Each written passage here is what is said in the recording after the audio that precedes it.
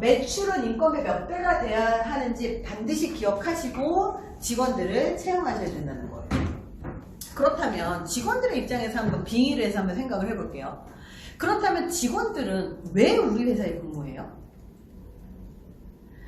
중소기업하고 대기업하고의 차이가 있는데 대기업에 솔직히 말하면 연봉 높잖아요.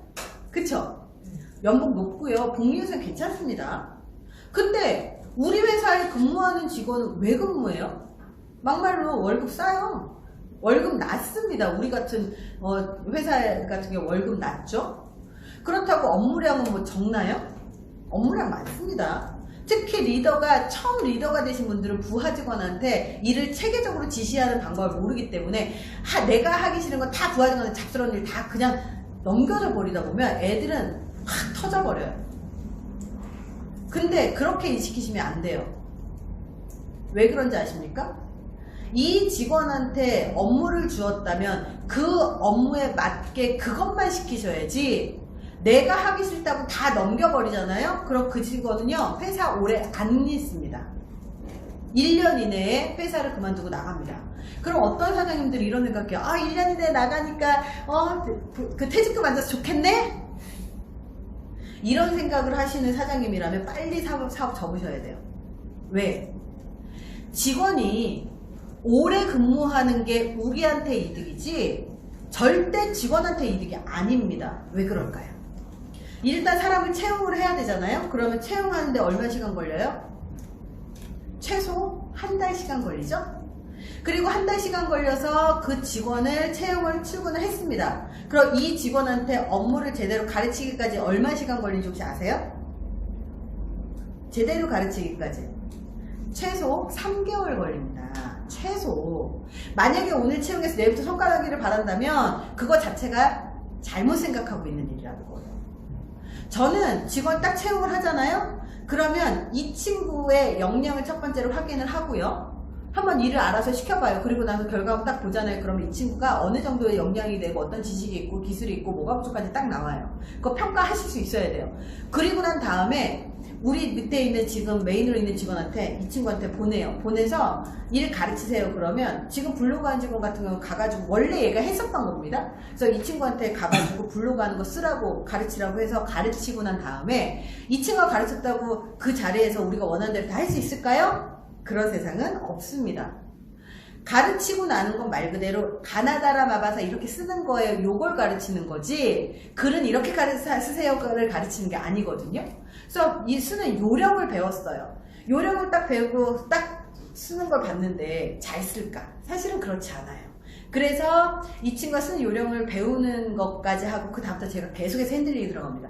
키워드는 이걸로 해주시고 단어는 이걸로 바꿔주시고 그리고 이 단어는 반드시 들어가야 되고 해시태그는 이걸로 들어가야 되고 제목은 이걸로 들어가야 돼요. 알려주다가 안 돼요. 그러면 알고리즘 검색해서 나한테 보고하세요. 아주 간단한 방법이 있어요. 알고리즘 검색해서 보고하세요. 그러면 자기가 알아서 다 검색을 합니다. 알아서 보고를 합니다. 보고한다라는 건 무슨 의미인지 아세요? 본인이 공부해서 본인이 머릿속에 정리를 해야지 보고가 가능합니다. 본인이 머릿속에 정리가 안 되면 보고를 못 한다는 얘기예요. 그래서 보고하세요. 그러면 그대로 보고하면 그대로 쓰세요. 그러면요 거기에 맞춰서 나름대로 쓰는데 그걸 적용해서 제대로 아웃풋이 나오기까지 얼마나 걸릴까요? 최소 한 달 걸립니다. 최소. 그리고 나서도 계속 피드백을 하고 계속 파악하고 합니다.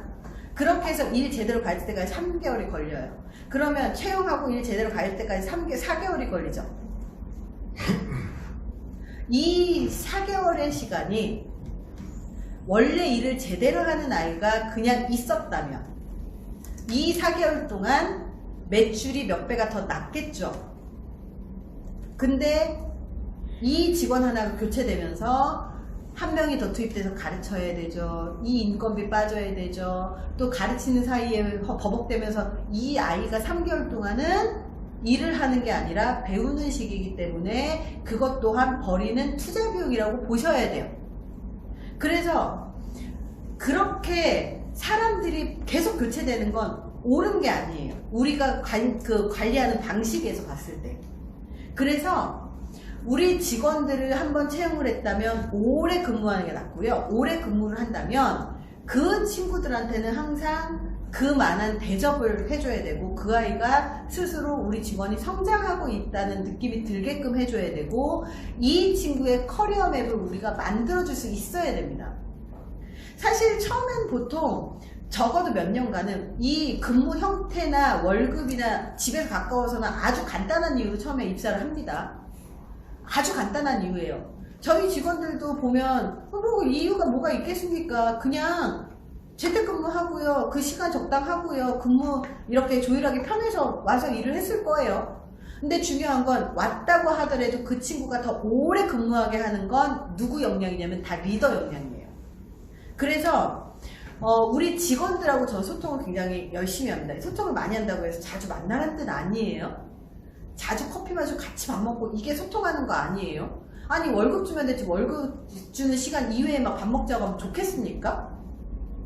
저도요, 누가 나보고 미팅했으면 좋겠어요 라고 연락이 와요. 그러면 굳이 미팅할 이유가 없는데 부르잖아요. 상당히 기분이 나쁩니다. 왜? 아, 너야 시간 남아 돌겠지만 나는 바빠 죽겠는데 왜 내 시간을 빼게 만들어? 이 느낌이거든요. 그래서 직원 시간도 마찬가지입니다.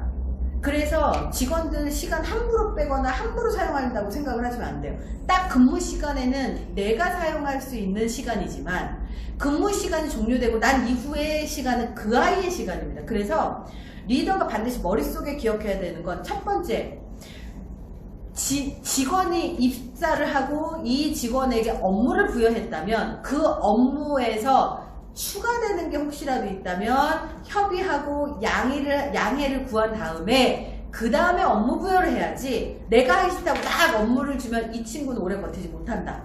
본인의 포지션과 전문성을 명확하게 키워줘야 된다. 두 번째, 그렇게 해서 본인이 업무를 자기가 해야 되는 자기의 명확한 정체성을 갖고 있다면 이 업무로 인해서 내가 이 친구를 어떤 방식으로 키워나갈 건지에 대해서 머릿속에 로드맵을 갖고 있어야 된다. 그래서 처음에 지금 메인으로 데리고 있는 이 직원 같은 경우는 원래 처음에는 블로그를 관리하는 것부터 시작을 했습니다. 몇 년 됐어요.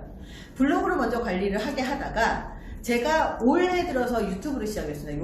올해 3월에 유튜브를 시작했습니다. 올해 3월에 유튜브를 딱 시작을 하면서 그 전에도 사실 제 거 영상을 편집을 좀 하긴 했지만 디테일하고 정교하게 유튜브용으로 편집한 게 아니라 그냥 보기에만 대충 해 그러고 올렸어요. 근데 그 채널은 그냥 그런 용도로 썼던 거고요.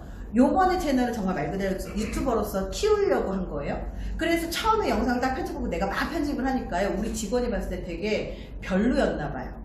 그래서 저한테 정말 별로였거든요. 제가 봐도 별로였거든요. 그랬더니 우리 직원이 저한테 그거 시키셔도 되는데 이렇게 얘기하더라고요. 얼마나 고맙습니까? 그래서 그거를 시켰어요. 그랬더니 잘해요.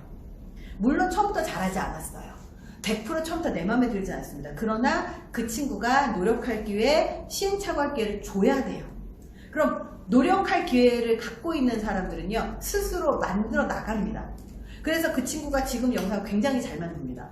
그렇게 해서 그 친구의 영상을 이제는 블로그를 했었던 거에서 유튜브 관리로 넘겼고요. 그리고 제 마케팅의 전체를 관리하는 걸로 계속해서 일을 확장을 시켜줬습니다. 그리고 블로그를 하는 사람을 채용을 다시 해서 이 친구 관리하게 만들어버렸어요. 그리고 나서 지금은 그 중간 단계는 유튜브의 편집을 이 친구가 다 도맡아서 하게 하다가 지금은 유튜브 편집자도 구했습니다. 그래서 편집을 핸들링을 하게 만들었어요. 즉, 이 친구는 시간, 재택근무 시간 알바로 보일 수 있겠지만 하는 업무는 뭐예요? 딱 중간관리자로 승격이 된 거예요. 그래서 중간관리자로 승격이 된 것 같은 느낌으로 이 친구를 이렇게 업그레이드를 제가 시켰고요. 제가 이 친구를 어느 방향으로 끌고 갈 거냐면 유튜브하고 마케팅의 기획자로서 키울 생각입니다. 그래서 제 채널이 더 구독자 수가 많아지고, 그리고 제 채널의 구독자 수가 많아지면서 지금도 계속해서 다른 전문가들하고 협업을 진행하는 것들이 있습니다. 그러면 그 협업을 진행하는 사람들의 채널을 제 안에다 꽂아내면 그 사람의 매출이 올라갑니다. 왜냐하면 구독자 수가 이미 나오기 때문에. 그렇게 해서 매출이 올라가면 그 친구를 메인 기획자로 놓고 채널 관리를 여러 가지를 할 수 있는 사람으로 지금 계속 키워나가고 있는 거예요. 그래서 한번 해보니까 잘하거든요.